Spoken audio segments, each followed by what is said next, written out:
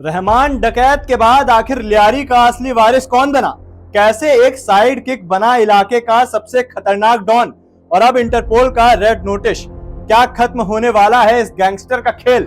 कराची की खूनी गलियों में गैंग वॉर, राजनीति और खौफ का ऐसा खेल चला जिसने कई नाम पैदा किए। कुछ मारे गए, कुछ जेल में हैं और कुछ अब भी फरार बताए जा रहे हैं। और आज खुलने वाली है उस अंधेरे का असली चेहरा, जहां वफादारी से शुरू हुआ सफर खौफनाक सत्ता में बदल गया। देखिए एक खास रिपोर्ट।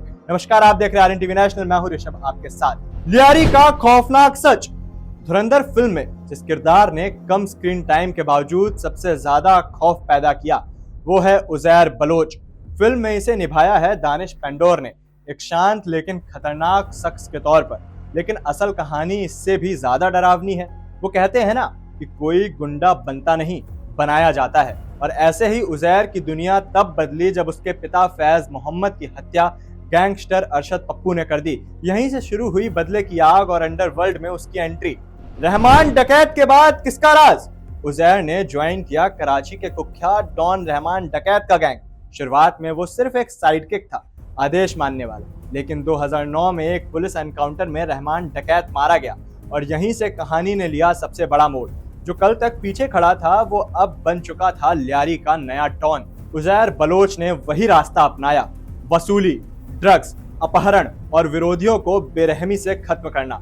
कहा जाता है कि वो दुश्मनों के कटे सिर से फुटबॉल खेलता था, लेकिन असली ताकत आई राजनीति से। उसने बनाया पीपल्स अमन कमेटी, जो दिखती थी सामाजिक संस्था, लेकिन बताया जा रहा है कि वो वोट बैंक का हथियार थी। पाकिस्तान पीपल्स पार्टी के साथ डील और पुलिस से बचाव की गारंटी। यही वजह रही कि इतने केस होने के बावजूद उजैर लंबे समय तक बचता रहा। अब भी जेल में, लेकिन डर जिंदा। 2012 के बाद हालात बदलने लगे, गैंग कमजोर हुआ, हमले बढ़े और फिर लगा सबसे बड़ा आरोप, जासूसी का। कहा गया कि उजैर पाकिस्तान की खुफिया जानकारी विदेशों को बेच रहा था। इसके बाद इंटरपोल और पाकिस्तान रेंजर्स एक्टिव हुए। उजैर दुबई भागा, लेकिन वहां से गिरफ्तार कर लिया गया। मिलिट्री कोर्ट में केस चला और 12 साल की सजा सुनाई गई। हालांकि दिसंबर 2025 में कराची कोर्ट ने एक हथियार तस्करी केस में उसे बरी किया, लेकिन आज भी कई मामलों में वो जेल में बंद है। वसीउल्लाह लाखो, लियारी का नया गैंगस्टर। रहमान डकैत और उजैर के बाद अब सामने आया एक नया नाम, वसीउल्लाह लाखो।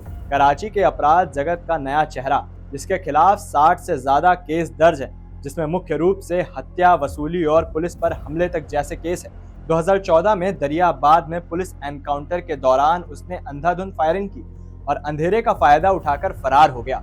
कोर्ट ने उसे घोषित अपराधी करार दिया और अब इंटरपोल ने उसके खिलाफ रेड नोटिस जारी किया है। बताया जा रहा है कि वो विदेश में छिपकर अब भी अपना नेटवर्क चला रहा है। फिल्म धुरंधर में उजैर का किरदार भले साइलेंट और वफादार दिखाया गया हो, लेकिन असल जिंदगी में उसकी कहानी सत्ता, सियासत और खौफ का खतरनाक मिश्रण रही है। फिल्म के सीक्वल में शायद उसका वो चेहरा सामने आए जिसमें आज भी लियारी की गलियां कांपती हैं। तो ये थी कहानी एक ऐसे गैंगस्टर की जो बदले से शुरू हुआ, सत्ता तक पहुंचा और फिर उसी सिस्टम में फंस गया।